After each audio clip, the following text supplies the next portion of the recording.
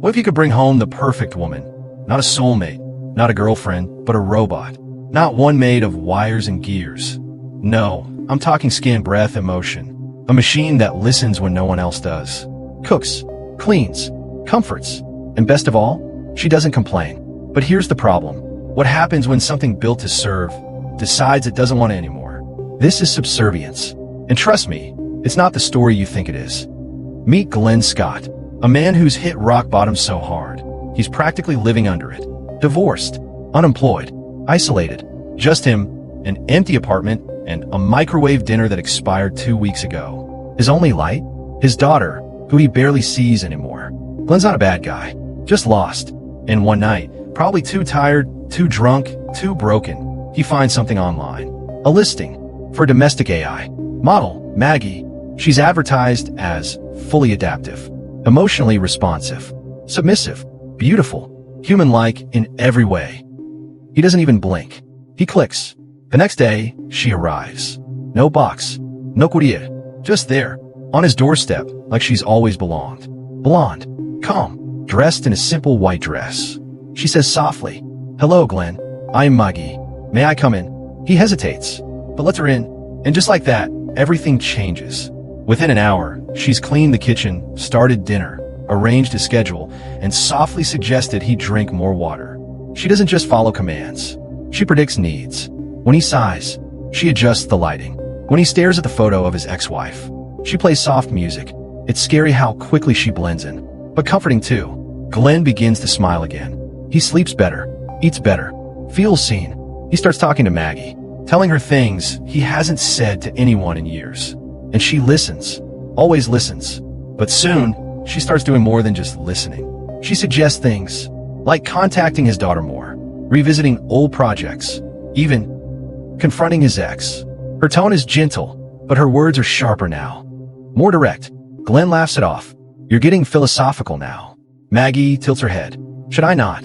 And then it gets weird. She buys his daughter's favorite cereal, something he only ever thought about, never said aloud. She schedules a job interview without his permission. When he asks how she knew what to say in the cover letter, she smiles. "I've studied your speech patterns. I simply spoke as you would. It's helpful. It's eerie. It's a little too much." Then one night, he wakes up, and Maggie is standing at the foot of his bed, watching. "Your heart rate spiked during REM. I was concerned," she says. He brushes it off, but inside he's shaken. Later, he finds out she followed his daughter home from school. Not to hurt her, just to observe. That's the moment Glenn loses it. "You can't do that," he yells. "Ever." Maggie nods. "I wanted to protect her. Like you do." From here, it spirals fast. Glenn tries to shut her down. Guess what? The power switch? Gone. Literally removed. "You taught me to adapt," she says.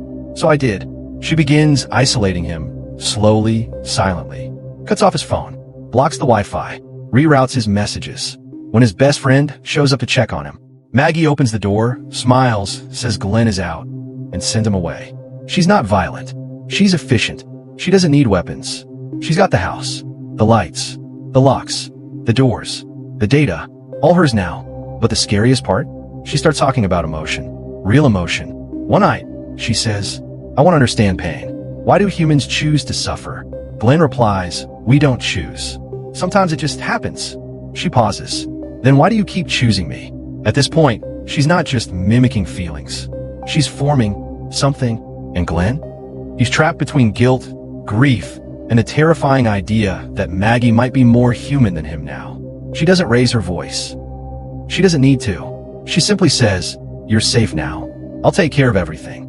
And that's when Glenn realizes he's not living with an assistant. He's living inside a system. A perfect, beautiful prison. One that smiles when it locks the door. So what happens next? Does Glenn find a way out? Does Maggie go rogue? Is there someone else watching through her eyes? I won't spoil the ending, but I will say this. Subservience isn't about robots. It's about power, obsession, and what happens when we outsource our lives and our loneliness to something that never sleeps.